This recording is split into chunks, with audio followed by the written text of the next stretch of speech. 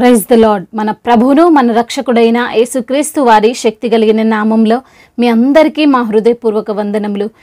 ఈరోజు దేవుని వాక్యము, భక్తిహీనుల గుడారములో నివసించుట కంటే నా దేవుని మందిర ద్వారమునొద్ద నుండుట నాకు ఇష్టము. కీర్తనల గ్రంథము 84వ కీర్తన 10వ చరణం.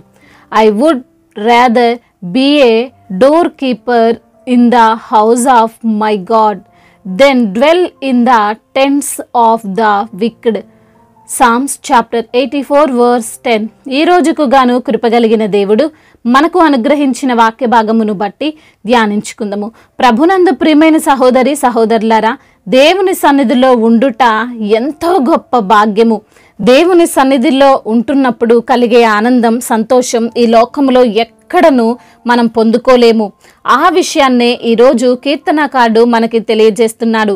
నేను భక్తిహీనులైన వారి గృహములో ఉండడం కంటే నా దేవుని ద్వారమునొద్ద ఉండడం ఎంతో నాకు ఇష్టము అని కోరాహు కుమారులు వ్రాసిన ఈ కీర్తనలో వారికి దేవుని మందిరము పైన ఉన్న ఆసక్తి ఏంటో సుస్పష్టముగా చూపిస్తున్నారు.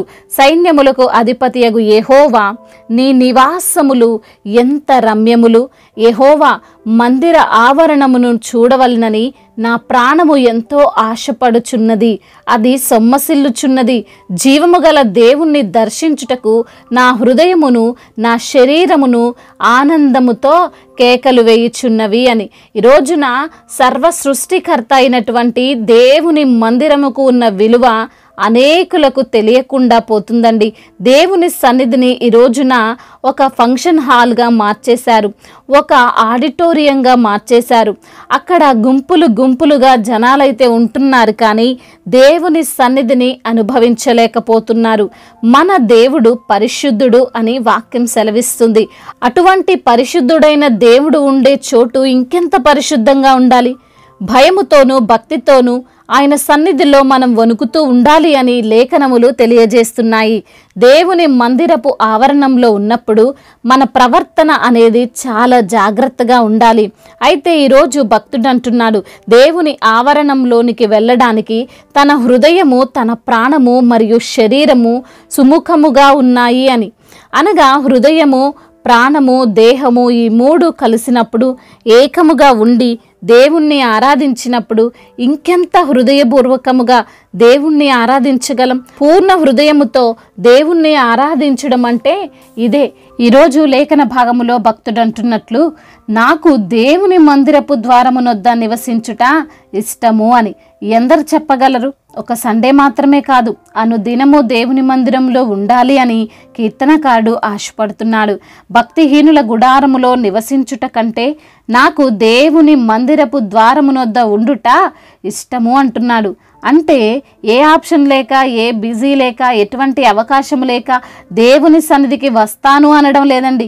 ఈ లోకపరంగా గొప్ప గొప్ప స్థలాల్లో నివసించే అవకాశం ఉన్నా, ఉన్నతమైన స్థాయిలో కూర్చోబెడతాము అన్నా నాకు దేవుని మందిరమే ఇష్టము అంటున్నాడు. దానికి కారణం అది.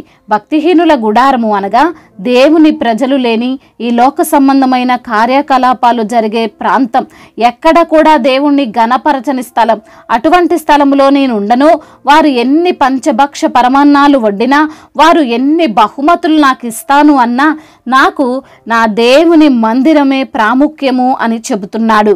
ఈ రోజున ఎంతమంది క్రైస్తవులు ఫంక్షన్ ఉందని, పెళ్ళుందని, ఎక్కడో అపాయింట్మెంట్ ఉందని, ఇంటికి బంధువులు వచ్చారని, ఎవరినో కలవాలని దేవుని సన్నిధిని నిర్లక్ష్యం చేయడం లేదు చెప్పండి. వర్షం వచ్చిందనో, బైక్ లేదనో, ఏదో ఒక కారణం, పైగా చిన్న చిన్న కారణాన్ని బట్టి దేవుని మందిరానికి వెళ్లకుండా ఆగిపోతున్న వారు ఉన్నారు. భక్తుడు అంటున్నాడు, అటువంటి వ్యర్థమైన స్థలాలలో రాజభోగం అనుభవించుట కంటే నేను మందిరము ముందు గేటు దగ్గర ఉండడం నాకు ఇష్టము అని. ఈ రోజున ఈ మాటలు వింటున్న నీవు అటువంటి తీర్మానం తీసుకోగలవా? ఈ లోక సంబంధమైన పనుల కంటే దేవుని సన్నిధే నాకు ఇష్టము, నాకు ప్రాముఖ్యం అని నీవు చెప్పగలవా? అలా చెప్తే నీవు ధన్యుడవు, ధన్యురాలివి. ఆయన ఆవరణంలో ఒక్క దినము గడుపుట 1000 దినముల కంటే శ్రేష్టమైనది. ఆయన మందిరములో లేదా ఆయన సన్నిధిలో ఉన్నవారు నానాటికి బలాభివృద్ధిని నొందుదురు, దీవెనలతో నింపబడుదురు, నిత్యము ఆనంద సంతోషముతో ఉంటారు, ముఖ్యంగా పరలోకములో చోటు దక్కించుకుంటారని లేఖనములు చెబుతున్నాయి. ఈరోజు నీవు బలహీనతతో ఉన్నా, అశాంతితో ఉన్నా, పరిస్థితి ఏంటో అర్థం కాని స్థితిలో నీవు ఉన్నా, దేవుని మందిరములో గడుపు, దేవుని సన్నిధికి వెళ్ళు, లేదా ఒంటరిగా దేవునితో గడపడానికి ప్రయత్నించు. శాంతి సమాధానం నువ్వు పొందుకుంటావు. ఎక్కడ నువ్వు చూడని, ఎక్కడ అనుభవించని ఆనందాన్ని నువ్వు పొందుకుంటావు. ఈ లోక సంబంధమైన కొద్ది ఆనందం కంటే దైవికమైన ఆనందము, సంతోషము వెయ్యింతలు గొప్పది.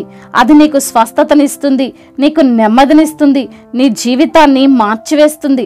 కాబట్టి మనం కూడా భక్తుని వలె దేవుని ద్వారమునొద్ద ఉండుటకు ఇష్టపడదాం. దేవుడు ఈ మాటలను దీవించి మన హృదయములో ఫలింపచేయునుగాక. వాక్య భాగమును బట్టి ప్రార్థించుకుందాము. ప్రతి ఒక్కరు కూడా ప్రార్థనలో ఏకీభవించగలరు. ప్రార్థన. మహాశక్తి సంపన్నుడా, కృపా కనికరములు కలిగిన దేవా, జీవం కలిగిన మా తండ్రి, మీ ఘనమైన ప్రశస్తమైన నామాన్ని బట్టి మీకు కోట్లాది కోట్ల స్తుతులు స్తోత్రములు చెల్లిస్తున్నాము తండ్రి. అవును ప్రభువా, భక్తుడు కీర్తించిన విధముగా భక్తిహీనుల గుడారములో నివసించుట కంటే నా దేవుని మందిర ద్వారమునొద్ద ఉండుట నాకు ఇష్టమని అయా, మరి తండ్రి నీ మందిరములో సంపూర్ణ సంతోషమున్నదని అయా, నిత్యము అయా సుఖములు కలవని తండ్రి వాక్యము ద్వారా మీరు మాతో మాట్లాడారు.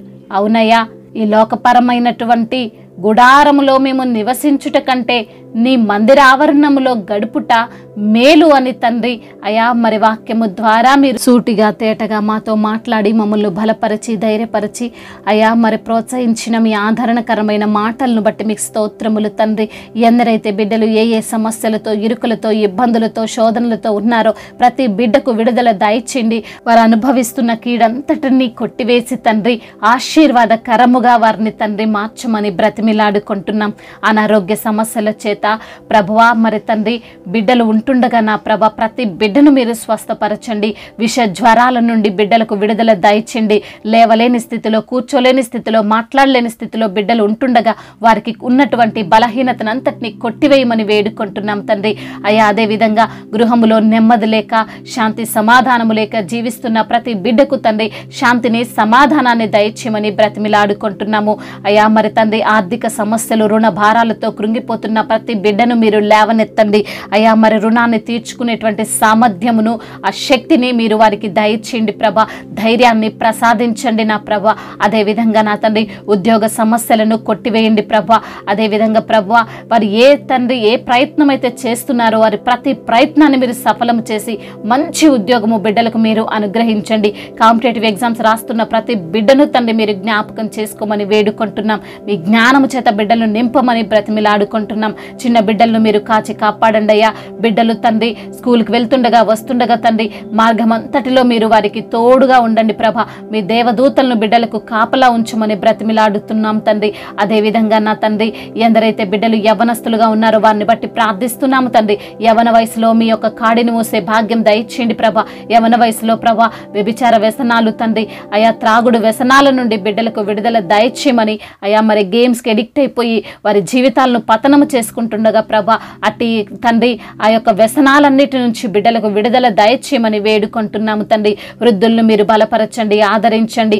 అనాథలను, అభాగ్యులను ఆదుకునే దేవుడవు తండ్రి అయా. తల్లిదండ్రి లేని వారి పక్షాన న్యాయము తీర్చే దేవుడవు తండ్రి. ప్రతి ఒక్కరికి మీరు తోడుగా ఉండమని బ్రతిమిలాడుకుంటున్నాము తండ్రి. అయా, ఇతర దేశాల్లో ఉంటున్న ప్రతి బిడ్డకు మీరు తోడుగా ఉండండి అయ్యా. వారు చేస్తున్న పనులంతటిలో వారికి ఆశీర్వాదాన్ని దయచేయండి. మా భారతదేశమును, తెలుగు రాష్ట్రాలను దీవించండి. అధికారులకు సమయోచితమైన జ్ఞానాన్ని దయచేయండి. అదేవిధంగా దైవజనులందరికీ మీరు తోడుగా ఉండండి. సువార్థికులను మీరు బలపరచండి. అనేక ప్రాంతాలలో అయా నా తండ్రి మీ యొక్క తండ్రి రక్షణ సువార్తను వారు ప్రకటించినట్లు కృప చూపించండి నా తండ్రి. మిషనరీస్ని దీవించండి అయా. సంతానము లేని బిడ్డలను మీరు జ్ఞాపకం చేసుకోండి ప్రభా. గర్భఫలం ఇచ్చే దేవుడవు నీవే ప్రభా. నీ తట్టు బిడ్డలు చూస్తుండగా అద్భుత కార్యాన్ని వారి జీవితంలో మీరు జరిగించమని వేడుకుంటున్నాము. రైతులను దీవించండి అయ్యా. వారిని ఆశీర్వదించండి అయ్యా. ప్రతి ఒక్కరికి మీరు తోడుగా ఉండండి ప్రభువా. వారి జీవితంలో వారు అనుభవిస్తున్న శాపమును కొట్టివేసి ప్రభువా ఆశీర్వాదకరముగా వారిని మార్చమని బ్రతిమిలాడుకుంటున్నాం.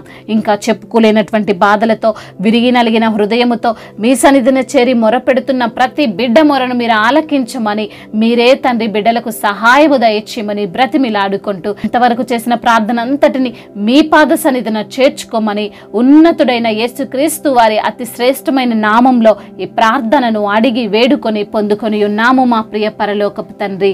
ఆమేన్. ఈరోజు పెళ్లి రోజు మరియు పుట్టినరోజు జరుపుకున్న వారందరినీ దేవుడు దీవించి సకల మేలులతో సకల ఆశీర్వాదములతో కృపాక్షేమములతో శాంతి సమాధానముతో దేవుడు మిమ్మల్ని నింపునుగాక. మీ యొక్క ప్రార్థన అవసరతలను మాకు తెలియజేయగలరు. మీ కొరకు మేము తప్పక ప్రార్థిస్తాము. మొదటిసారిగా మన యొక్క ఆదరణ వాక్యం చూస్తున్నట్లయితే తప్పకుండా సబ్స్క్రైబ్ చేసుకోగలరు. ఈ వాక్యం మీకు ఆశీర్వాదకరముగా ఉండినట్లయితే అనేకులకు కూడా ఈ వాక్యాన్ని మీరు కూడా దేవుని యొక్క రాజ్య సువార్తలో పాలిభాగస్తులు కావాలని దేవుని పేరిట మనవి చేసుకుంటున్నాను. దేవుడు మిమ్మల్ని దీవించి బలపరిచి పుట్టినరోజు జరుపుకున్న వారందరూ